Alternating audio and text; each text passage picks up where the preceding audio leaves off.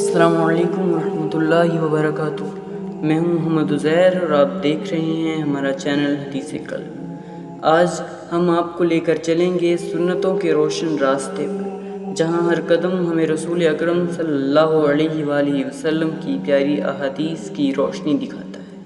اللہ کے محبوب صلی اللہ علیہ وآلہ وسلم کی ایک حدیث دل کو بدل سکتی ہے، سوچ کو جگا سکتی ہے اور زندگی کا مقصد واضح کر سکتی ہے۔